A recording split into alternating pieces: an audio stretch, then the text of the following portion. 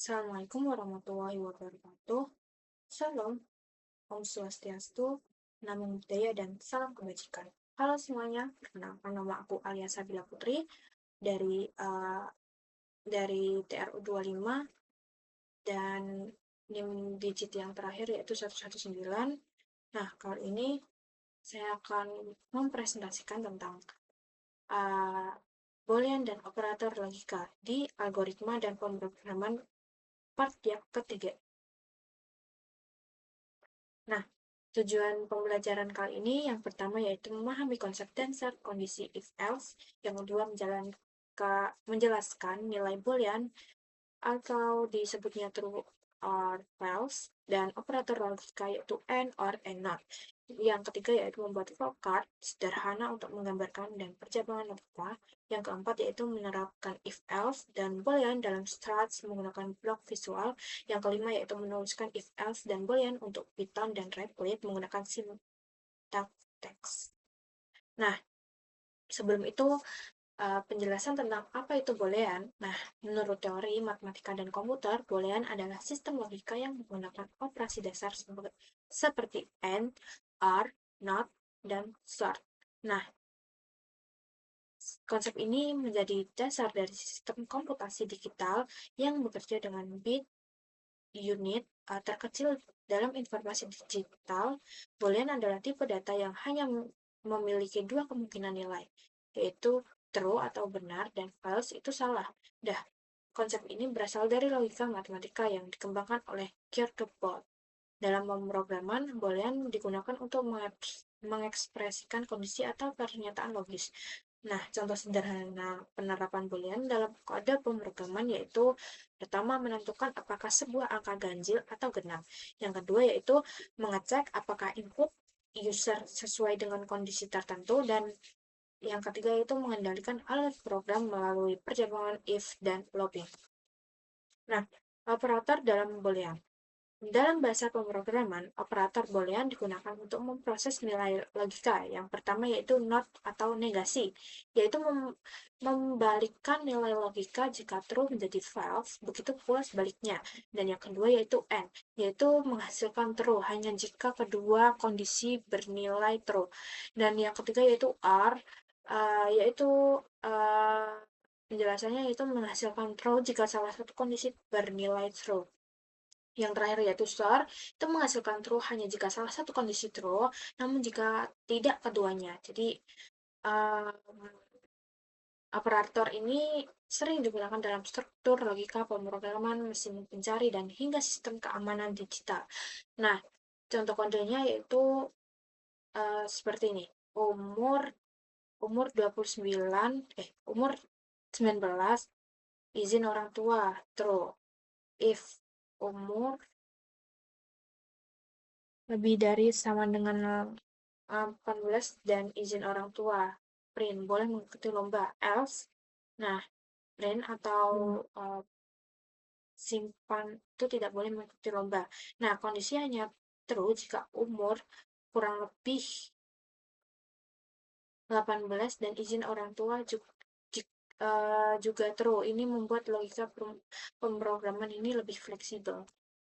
Nah, cara penulisan data boolean. Dalam bahasa PHP atau penulisan boolean hanya mengenal dua nilai, yaitu true atau false. Nah, nilai false ini juga bisa dipresentasikan dalam bentuk lain, seperti uh, angka 0, string 0 atau titik-titik di atas itu, dan array kosong atau nilai 0. Nah, contoh kode PHP sederhana yaitu kurang lebih dari PHP, yaitu kurang lebih benar itu true, kalau salah itu false, dan echo itu benar sama dengan garis miring 2 output 1. Nah, echo salah itu sama dengan garis miring output kosong. Contoh penggunaan boolean dalam pemrograman, yaitu yang pertama itu validasi login. Yang pertama username admin and password itu 1234 itu bebas, dan echo login itu berhasil, harusnya ya. Nah, terus ke else. yaitu Echo login gagal, dan yang pertama itu menentukan bilangan genap dan ganjil dengan angka sama dengan 10 if masukkan angka persenan 2 sama dengan 0. Nah, itu econya genap dan menjadi else. Econya itu sebenarnya ganjil. Dah. Yang kedua itu contoh di atas menunjukkan bagaimana boolean digunakan untuk mengontrol alur eksekusi program. Nah, selanjutnya yaitu penjelasan tentang struktur if. Nah, struktur if itu digunakan ketika kita ingin menjalankan perintah tertentu hanya jika sebuah kondisi terpenuhi. Jadi, jika kondisi bernilai true, maka blok perintah dijalankan. Jika fails, program akan melewatinya tanpa melakukan apapun. Nah, contoh kode yaitu umur 20. If umur kurang lebih dari 18. Nah, di print itu. Nah, perintahnya itu Anda sudah dewasa. Nah, jika umur bernilai 20, maka program menampilkan Anda sudah dewasa. Nah, jika umur lebih dari 18, tidak ada output atau analogi sehari-hari. Bayangkan ada aturan. Jika hujan, maka bawa payung. Jika benar-benar hujan, kita akan membawa payung. Nah, kalau jika tidak, kita tidak melakukan apa-apa kan? Nah, struktur if bekerja seperti itu. Nah, selanjutnya yaitu struktur if else. Nah, struktur if else itu berbeda dengan if. Bedanya apa? If else itu menambahkan jalur alternatif ketika kondisi tidak terpenuhi. Jadi program itu selalu punya dua kemungkinan alur. Yang pertama itu menjalankan jika kondisi benar, dan satunya itu jika kondisinya salah. Yang contoh kodenya itu nilai 65 if if itu perantara antara 75, terus print lulus, else print tidak lulus. Berarti jika nilai lebih besar atau sama dengan 75, output itu lulus. Jika tidak, otomatis keluar tidak lulus. Nah, studi kasus tersebut dalam sistem perbankan ketika nasabah menarik uang, program bisa memeriksa apakah saldo itu mencukupi. Jika cukup, transaksi berhasil. Jika tidak, ya program itu menampilkan pesan saldo Anda tidak mencukupi. Nah, inilah penerapan if else dalam dunia nyata. Nah, selanjutnya yaitu struktur if, else, if, atau disebutnya dengan elif. Nah, struktur if, else, if, atau disebutnya kita elif ya, gampangnya. Nah, ketika kita berhadapan dengan lebih dari dua kemungkinan, kita menggunakan if, else, if, atau elif. Nah, struktur ini memungkinkan program memilih salah satu kondisi dari banyak pilihan. Contoh kode nih, nilai 82. Nah, if nilainya itu lebih dari 90, kita print nilainya itu A. Nah, elif ini nilai aslinya itu 60, kita print jadi C. Else-nya itu print jadi D. Jadi ini penambahan terbanyak. Jadi elif nilai berarti gini, if kan 90 berarti nilai tertinggi, elif itu nilai tengah, dan elif nilai C itu sedang, dan else itu D atau tidak lulus. Dalam contoh ini, program akan mengecek dari atas ke bawah. Jika nilai tidak memenuhi kondisi pertama, program ke kondisi berikutnya hingga menemukan yang sesuai. Analogi sehari-hari itu, bayangkan aja sebuah restoran dengan menu paket. Jika pelanggan punya uang lebih dari 100.000, dia bisa membeli paket lengkap. Jika hanya 50.000, pilih paket hemat. Jika kurang dari itu, pilih paket snack. Program bekerja persis seperti logika tersebut. Nah, kombinasi kondisi. Kombinasi kondisi ini dalam algoritma dan pemrograman adalah penggunaan lebih dari satu syarat logika yang digabungkan dengan operator logika seperti AND, OR, atau NOT. Untuk menentukan hasil keputusan dengan kombinasi ini, sebuah perintah hanya akan dijalankan jika kondisi tertentu terpenuhi sesuai aturan yang ditetapkan. Misalnya, untuk menentukan apakah seorang siswi lulus bisa menggunakan kombinasi kondisi seperti nilai ujian harus lebih besar dari 70 dan kehadiran lebih dari 80%. Nah, jika salah satu syarat tidak terpenuhi, maka hasilnya bernilai salah dan program dapat memberikan keputusan berbeda.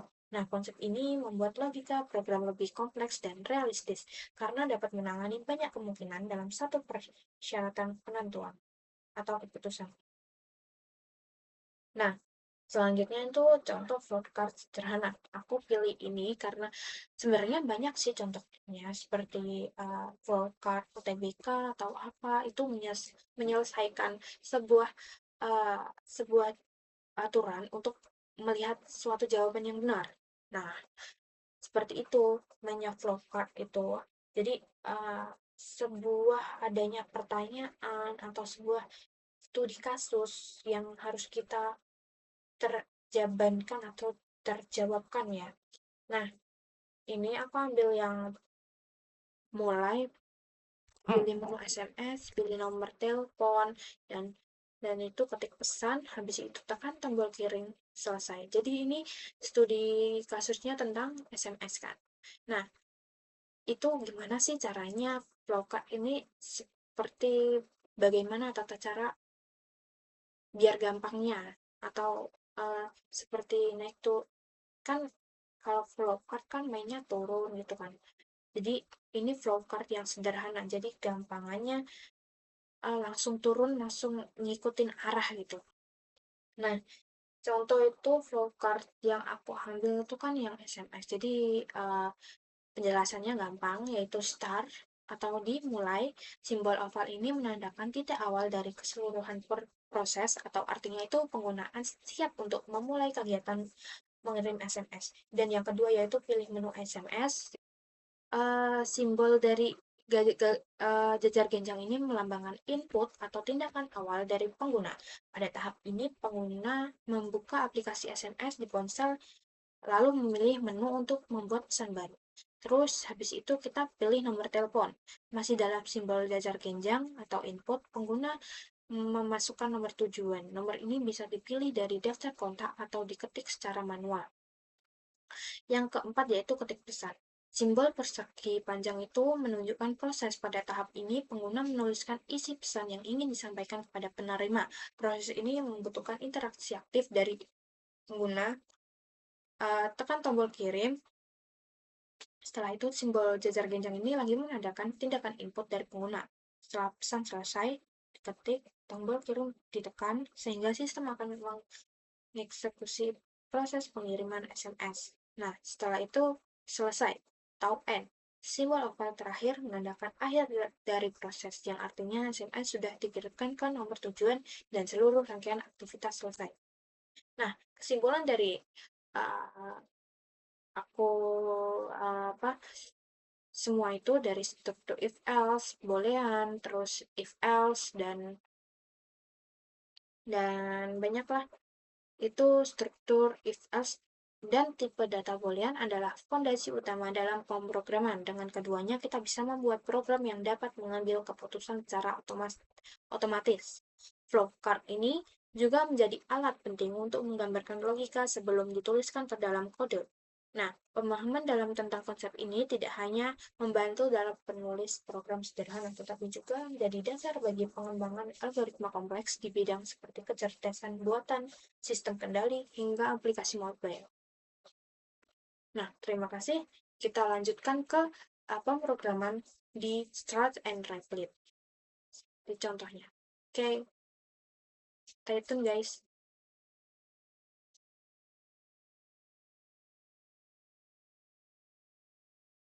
Oke guys, sebelumnya karena saya di video sebelumnya tidak ada suaranya, jadi saya ingin mengulangnya agar bisa terdengar jelas kepada kalian semua, biar kalian tuh paham cara uh, pengoperasian kondisi logika dan if else itu gimana sih.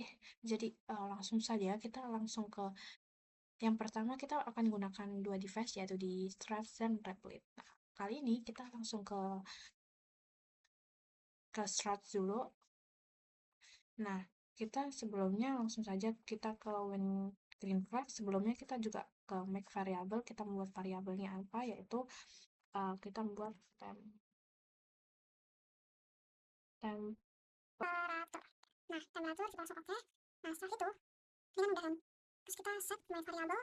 Setelah itu nggak usah setting. Terus kita karena kebiasaan di Indonesia itu berapa ya kedinginan di Indonesia, bukan kedinginan, di ambang-ambang panasnya Indonesia itu kayaknya 20, harusnya 36 itu normal, tapi kan kita sedang menjalankan penjalanan temperatur gitu, kita 26,7. Nah setelah itu kita langsung ke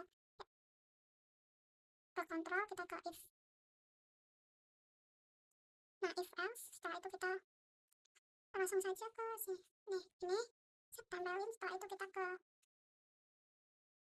benar set, satu aja ya, sorry.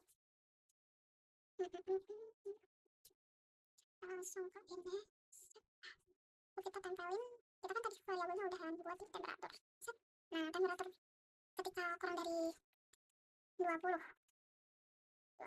itu termasuk panas ya, jadi kita butuh pendingin. Nanti kita katakan sun is the air. Setelah itu kita kembali lagi, kita kasih ke if else karena agar bisa berjalan. Kita taruh sini, setelah itu kita kasih di ini yang logo ini. Setelah itu kita kasih di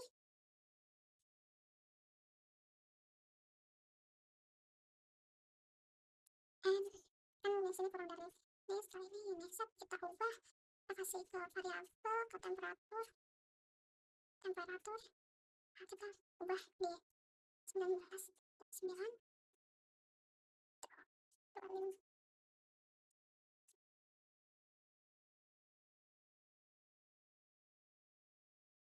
Kita langsung ke ini aja, sip. Nah setelah itu kita ke save.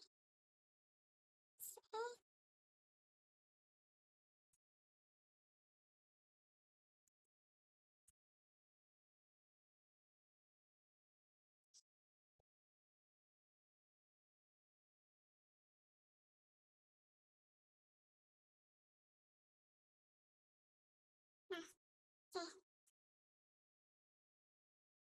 Kode program di Struts menggunakan materi kita yaitu di kondisional, yang dimana simpelnya ini program itu akan memerintahkan kita berdasarkan temperatur yang ada. Nah, misal nih, jika temperaturnya kurang dari 20, maka program itu akan menyuruh kita untuk menyalakan pemanas atau mencetak kalimat print dengan turn the holder on.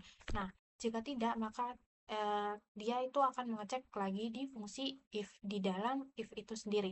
Nah, yaitu jika temperaturnya lebih dari 19,9 dan temperaturnya kurang dari 25,1, maka dia akan mencetak nah oke, dan jika kisaran angkanya itu tidak ada di antara lebih dari 19,9 dan kurang dari 25,1, maka dia akan mencetak turn the color on atau menyuruh untuk menyalakan pendinginnya. Jadi seperti ini ya teman-teman bloknya.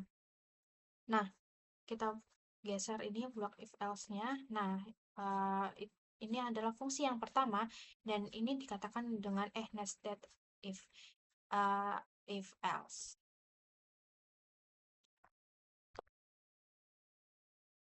Nah, di sini jika dikatakan kurang dari 19,9, lebih dari 9,9 dan temperaturnya jika 25 kurang lebih dari 25,1, maka akan menggunakan prinsip atau mengatakan shift, terus else-nya itu menyalakan pendingin. Tolong nyalakan pendingin. Nah, teman-teman yang dimana terdapat if, oke, di sini saya memiliki variabel bernama temperatur yang sudah kita set nilainya dengan 26,7. Seperti yang kita ketahui bahwa 26,7 itu lebih dari 20, bukan lebih kecil dari 20.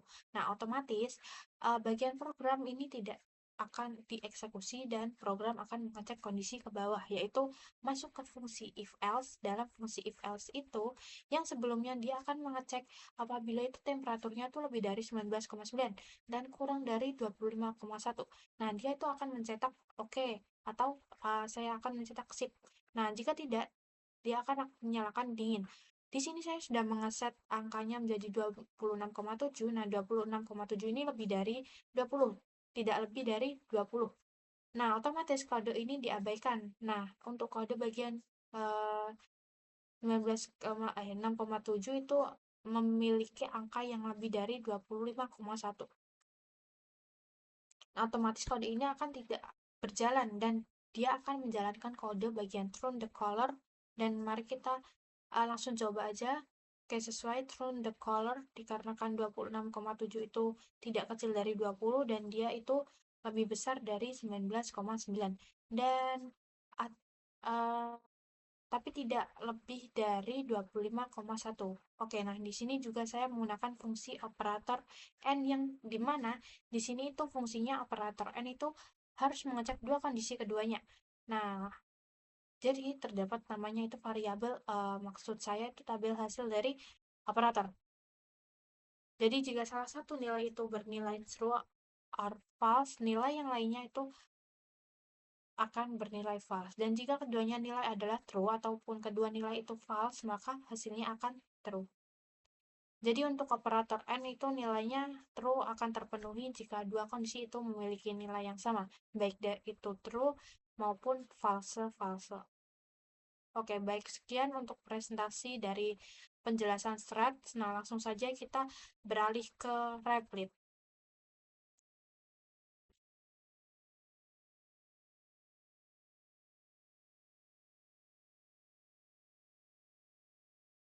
Oke, kita akan beralih di Replit. Nah, saya menggunakan fungsi if else. Yang pertama menggunakan fungsi if, jika temperaturnya itu kurang dari 20, maka dia akan menciptakan true di header on. Nah, jika kondisi ini tidak terpenuhi, maka akan melanjutkan kode bagian yang ini. Akan mencetak apakah temperaturnya itu lebih dari 20 atau dan juga temperaturnya kurang dari 25. Nah, jika iya, maka dia akan mencetak print. Jika tidak, maka dia akan mencetak turn the color on atau menyuruh kita untuk menyalakan pendingin. Di sini kita coba aja um, di sini memiliki nilai temperatur 20 kan.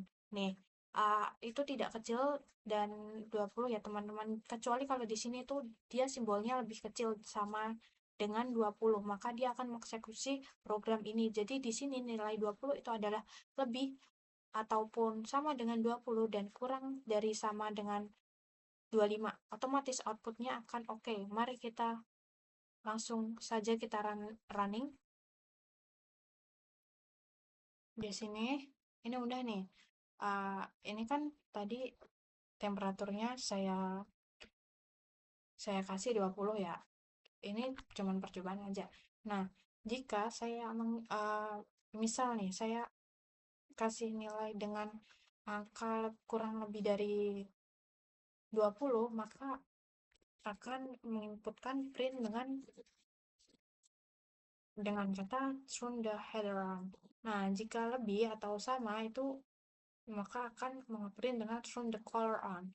Nah, kita coba dulu. Kita ke angka 17 ya. Oke, kita klik fast run. Setelah itu kita project. Nah, turn the header on. Nah, benar kan guys? Jadi gitu, kalau misal kita lebih dari 21 ya. 21. Oke, kita lihat dulu. Habis itu kita project. Oke, ini masih masuk gak? Karena ini sama. Ini coba ya, 26 bisa ya? Harusnya bisa. Harusnya. Turn the color on. Nah, jadi kalau lebih dari 25, di sini kan udah ada tanda untuk melebihkan atau pengurangan ini 20 sampai temperatur 25. Nah, jika lebih dari 26, maka else-nya yang akan muncul itu adalah turn the color on. Begitu guys, begitu teman-teman. Oke, kita lanjut langsung ke Struts project. Disusun kembali ya kan sebelumnya. Jadi di sini banyak banget. Wow. Sebelum kita memulai, yang pastinya kita harus di event atau di green flag. Green ClickCard ya itu untuk memulainya sebuah program agar program itu dimulai secara agar bisa jalan lah. Dan yang kedua yaitu kita di sensing di us. Nah ini jadi kita bertanya dengan ketikan banyak yaitu where do you want to drive, yaitu South Africa and Mexico, India atau France, and wait tuh maksudnya kita masih di ambang jeda gitu. Jadi habis di situ kita ke variabel set atau set country and to answer. Nah setelah itu kita ke as lagi karena kita melakukan pemesanan lagi. Gimana ya cara ngedeinnya?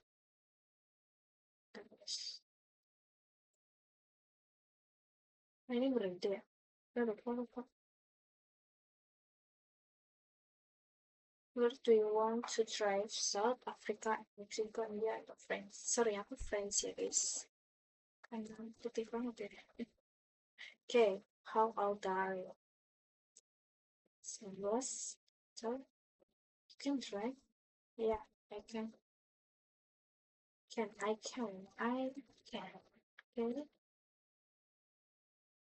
Nggak bisa ya? Can drive. You can drive. Oh, you cannot drive. Okay.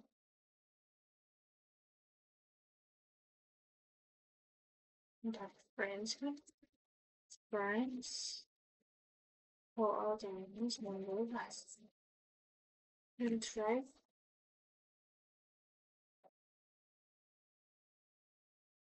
Oh,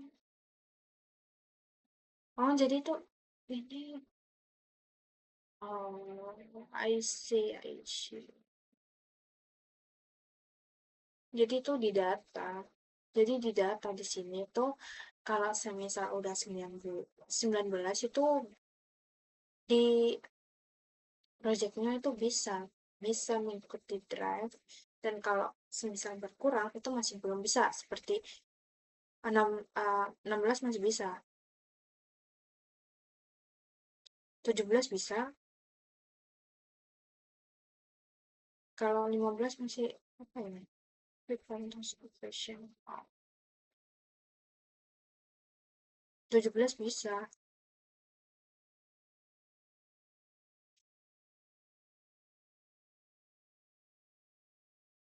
Nah, oke, kita coba lagi. Cara gedenya gimana guys? Oh ini, sorry. Where do you want drives? Jalan. Oh, order. Can drive. Can. Oh, kenapa bisanya masih di sini ya? Jadi programnya masih belum bisa jalan. Aku masih bingung ini. Kenapa program ini masih belum bisa jalan? Karena di sini juga belum ada selesainya nggak sih? Bentar ya guys.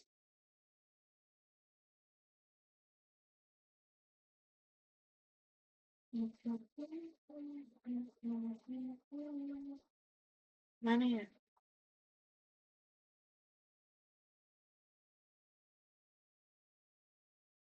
Ini jadi tuh sebenarnya kayak data gak sih? Kan karena di if else itu seperti data-data yang turun-menurun. Jadi benar salahnya itu ya bisa enggaknya atau sebisanya mungkin itu. Jadi yang describe ini di sini tuh sebenarnya bisa nggak bisa. Sebenarnya program ini tuh aku masih belum memahami gitu. Oke,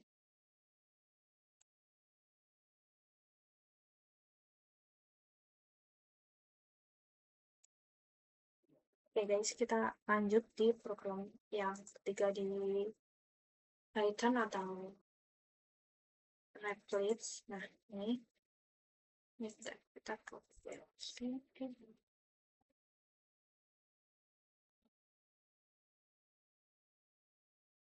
mana? Ya bener gak sih? Are you all enough to? Belum, kita belum belajar dengan baik. Nah, yap, di sini. Hah, tadi di sini, ya kan? Ya bisa nggak ya? Bisa jalan. Country di input, where do you drive, South Africa, India, France. Terus kita yang keduanya kita input, yang ketiga itu kayak kita menjeda di semua variabel atau kita tuh menjeda sesuatu programnya, jadi jawaban tuh nggak harus langsung ngikut gitu. Jadi kita kayak jawaban tuh pasti ada jedanya kan, karena kan suatu suatu semua itu pasti ada jedanya.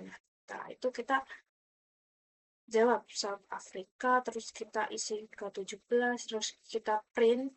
Print itu sebenarnya itu kayak kita udah ngatur, cuman udah langsung muncul seperti AI. Nah, setelah itu you can drive. Itu tuh jawaban dari itu. Terus else itu print. Else itu lawan kata itu dari print atau you can drive. Nah, setelah itu elite, country Mexico, and if user X itu lebih dari 18. Jadi ada sesuatu lagi, namanya sesuatu tambahan kata lagi, yaitu dari Meksiko itu umurnya 18. Berarti 18 itu berarti bisa kan? Bisa bisa mengemudi. Nah, di sini kan 17 18 kan bisa mengemudi. Terus ke 16 itu masih belum masih bisa tapi dengan didampingin ya. Yang kelima 11 juga bisa, cuman tapi masih belum. Jadi else dan else-nya tuh masih ada. Jadi you can drive with parental supervision dan else-nya itu print dari you can drive. Nah, terus lanjut di elif yang ke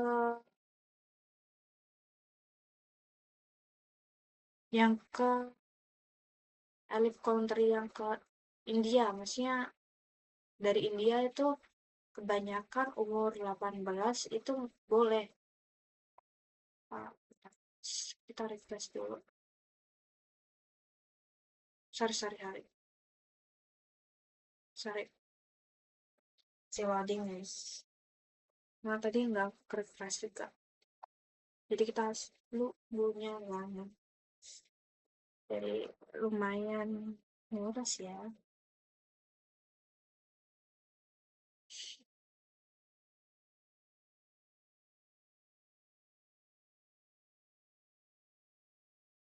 Mm, mm, mm, mm.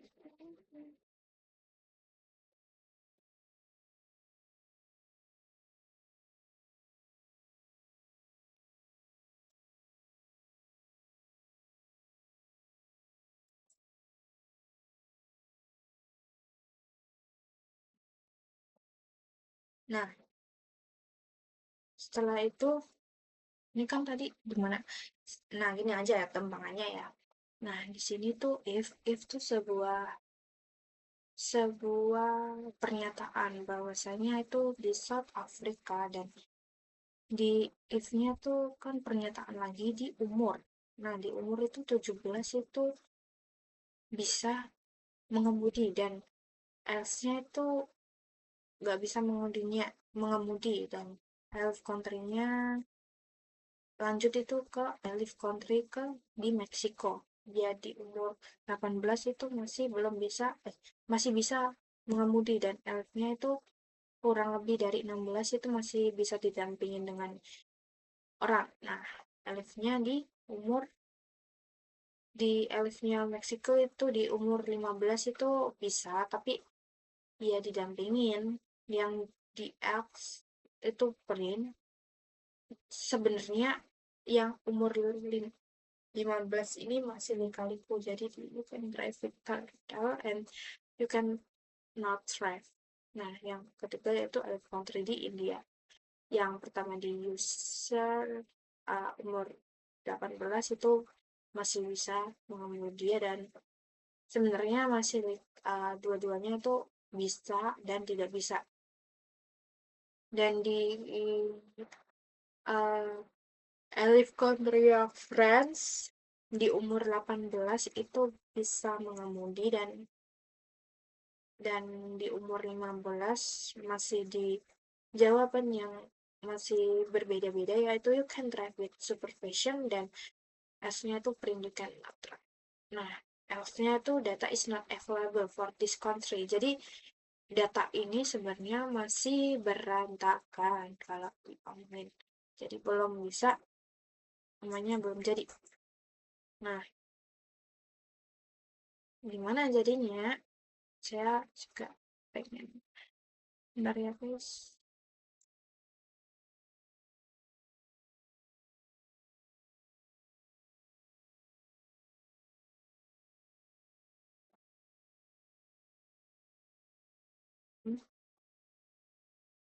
Berarti kalau 18 harusnya aku antara masih bisa di di, di, di Afrika bisa, di France gue bisa, dia juga bisa. Nah, tergantung. Eh,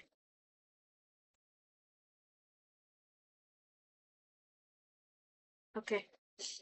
Jadi di replik kali ini tuh sebenarnya kalau dilihat itu masih kayak belum dikata, masih belum bisa ya guys, karena di sini masih bingung kan, kok bisa 18 itu, sedangkan di sini 15 bisa. Beda-beda kota, beda-beda aturan gitu. Jadi di sini tuh lumayan rumit kalau diomongin kan. Jadi gitu.